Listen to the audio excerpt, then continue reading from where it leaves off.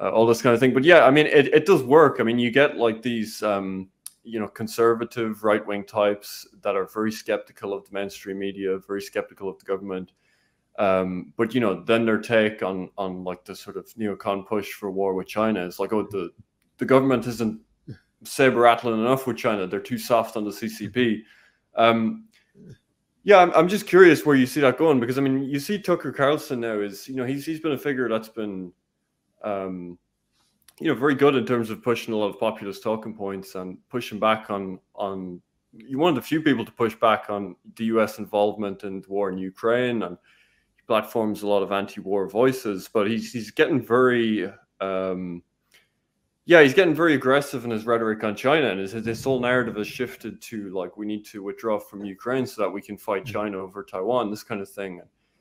He has these people like Eldridge Colby on that are very hawkish on China. I'm just curious how you see that playing out. I mean, that's a very big question to ask you, but in terms of, would the US be willing to go to war over Taiwan? And, maybe more importantly, like, do you think the US is capable of reforming itself to be able to fight China, or is there just too much ideological hubris there? I mean, you've mentioned that to an extent already. Well, I mean, the whole thing about it is, for the last 30 years, America has reigned as the sole superpower around the world after the collapse of the Soviet Union. And, for 60 years or 70 years, we've done our best to try to make sure that we prevented China and Russia from moving together. In other words, basically, that was Richard Nixon's great success, and it was followed by the people who came afterwards. In other words, the fact that we were able to become, in effect, a quasi-ally of China was one of the reasons we won the Cold War against the Soviet Union. The one thing no geopolitical strategist in all of modern American history has ever considered is that any group of American leaders would be stupid enough to push China and Russia together again. And that's exactly what we've done over the last couple of years. In other words, we basically are almost at the verge of war with Russia right now over Ukraine. I mean, basically we are. I mean, NATO is more or less at war with Russia on Russia's own border, which is an extremely dangerous situation. At the same time, we're saber rattling towards China. So the inevitable result, basically we've pulled back on our agreement since Richard Nixon opened the door to China. We've always agreed that Taiwan is part of China, the one China policy. That was the pillar of our diplomatic relationship with China, and we're now pulling back from that. So what we've done is do everything we can to alienate both China and Russia at the same time and drive them together, which is exactly what happened a few days ago. The meeting in Moscow between the leaders of the two countries. We've also pushed Iran into that same camp. And most recently, we've even pushed Saudi Arabia into that camp. I mean, Saudi Arabia. That was very interesting, the deal brokered by China with Iran and Saudi Arabia. It's an incredibly important development. I mean, basically, it means we've lost our strength in the Middle East. I mean, Iran and Saudi Arabia reestablished diplomatic relations after decades of hostility through the good auspices of China and the Chinese diplomats in Beijing. I mean, Saudi Arabia has been our most important Arab ally since Franklin Roosevelt met with them, I think in 1944 and 1945. So, I mean, we're talking about 70 years of an alliance that we've now thrown away. And Saudi Arabia and Russia are two of the leading oil exporters in the world. I mean, the two of them together, largely together with Iran, largely control the oil market around the world. I mean, we've destroyed ourselves diplomatically. And, I certainly would agree with all of these Republican critics of the disastrous job the Biden administration has done on these issues. But they say we should have attacked China more ferociously than we did, which is ridiculous. I mean, the point is, China has the world's largest industrial capability. Russia has the world's largest storehouse of natural resources. If you combine them together, they're stronger than the US and NATO. And I mean, what we've done is push them together. I mean, and the fact that we destroyed the Nord Stream pipelines, I mean, everybody knows we did it.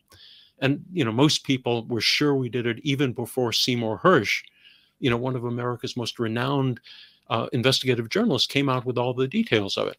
The point is, we committed an act of war against Germany, our most important continental ally in Europe. We devastated the European economies because of these energy issues. I mean, there's a perfectly reasonable chance. I mean, it was a very mild winter. If not for the fact there was a mild winter, it would have been a terrible economic situation with the prices of energy. And we still might have problems, for example, this summer because of air conditioning requiring a lot of energy. And the next winter, I mean, we have inflicted tremendous damage, economic damage upon Germany and our other NATO allies.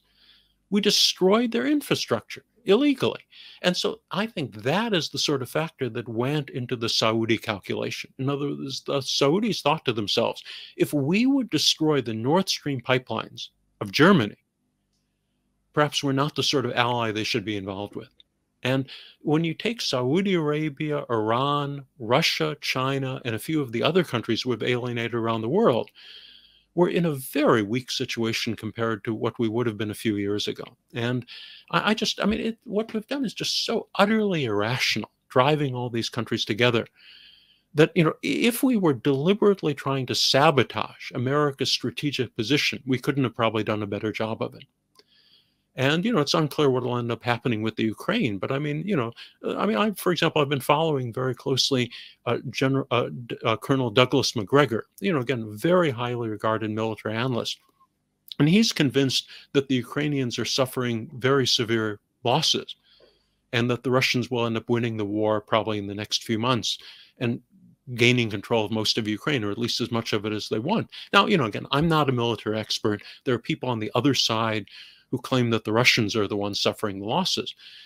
But the fact that we're basically right now depleting our storehouses of ammunition and weapons, much of which is being lost in the Ukraine war. Basically, there have been all these stories in the mainstream media of the fact that the Ukrainians right now are using up in a month the sort of munitions that America typically produces in a year. And so if at some point we got into a war with either China or Russia or some other major power around the world, we'll be in a much weaker state than we otherwise would have been. And it was so unnecessary. In other words, I'm very impressed with someone like, for example, with John Mearsheimer, who, you've probably seen his lecture about how we basically spent all these years provoking the Ukraine war with the Russians, doing everything we could to try to avert any early peace after the war broke out. And we're now in a position where we basically are committing an awful lot of our military resources and $120 billion of our financial support to a regime that I think has a very good chance of losing in the next few months. And then where will we be? The Russians ended up calling up their reserves. They're basically mobilizing. And they might end up coming out of this with a much stronger military force than they've had in decades. And we brought it on ourselves. And now we're looking for another fight with China at the same time, which is just insane. And you do think the US would be willing to go as far as war with China over Taiwan? Well, I hope not. The whole thing about it is China does not want war with Taiwan. What China has basically said from the beginning, that they're willing to wait decades to reunify with Taiwan. And in fact, for example, Taiwan right now, there are two political parties in Taiwan. One of them is more anti-China. And the other one, which actually was the original Kuomintang that, came from China, that had been traditionally the government of China, they're much more friendly towards China. And I think they probably have a fairly good chance of winning the next election. So, China certainly doesn't want to start a war with Taiwan. But if we persuaded the Taiwanese to move towards independence, it's certainly possible that China might end up demanding a blockade over Taiwan. In other words, China could use their long-range missiles to declare a naval blockade of Taiwan. And then, that either America would try to break the blockade, which would mean war with China, or America would have to give in on something like that. So it makes absolutely no sense that we're in one conflict with Russia right now, and at the same time we're looking for a new conflict with China. Basically, under the right circumstances, we could have perfectly amicable relations with both Russia and China. In other words, it's a give and take situation. They have to recognize our interests in certain areas, and we have to recognize theirs in other areas. Ukraine was a red line towards Russia. And by crossing that red line, by forcing the Ukrainians over it, we started a war. Taiwan is a red line for China. And I certainly hope we don't start another war with China over Taiwan. Mm-hmm.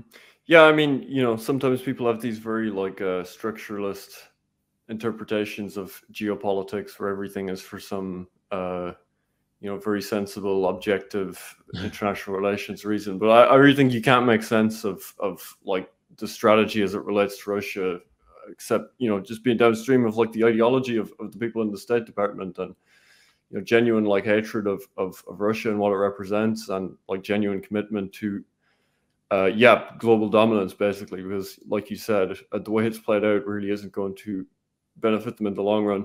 But look, we've gone over 2 hours. I'll get to the super chats now. Sure. So let's see. Imperius sent a super chat. He said, if America wanted to devastate China economically, it would simply remove its most favored trade status and hasten the already ongoing exfiltration of manufacturing into the next 14 Latin and Asian countries with better labor costs. I'm skeptical, really, it would be that important. The thing to realize is that most favored nation status was certainly very important for China 15 or 20 years ago when they were building up. But from what I've read, a large fraction of the Chinese economy is now entirely domestic. In other words, they're not nearly as dependent on exports to the United States as people think they are. And I would argue probably in many ways, America is more dependent on exports from China, low-cost exports from China, than the other way around. In other words, if you go into Walmart or if you go into a lot of the stores, a huge fraction of our goods come from China. And if we ended up cutting off those goods, I think a large fraction of the American population would suffer even more than they are economically. So, and that's certainly, I mean, the economic scenario that he's talking about was exactly what Donald Trump was focused on.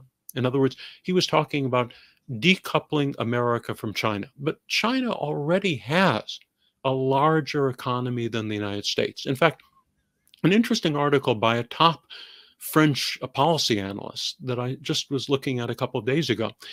If you look at, for example, on a real basis, purchase power parity basis, the productive sectors of the economy, rather than service economy, which is much more nebulous, China's economy is already 3 times larger in real productive terms than the American economy, already 3 times larger. And it's larger overall in real terms in, purchasing power parity. So the point about it is we've passed the point where any of these actions America could take could really severely damage the Chinese economy. While on the other hand, releasing a virus there could have caused, devastating losses and could have really damaged the economy in a very much more effective way. I mean, the truth is, trade issues don't have the sort of impact of something that could have basically caused the collapse of the Chinese economy, or the sort of lockdowns that could have, inflicted on the Chinese economy what ultimately happened in the American economy. So, and also, I'm not necessarily saying it was a sensible action to take, but I'm saying inflicting severe economic damage through a highly contagious, low lethality virus is exactly the sort of thing an experienced biowarfare expert would certainly consider. And the fact that America spent all those decades building up its biowarfare infrastructure means that at some point, somebody, without even asking permission of Donald Trump, might decide to use it. All right.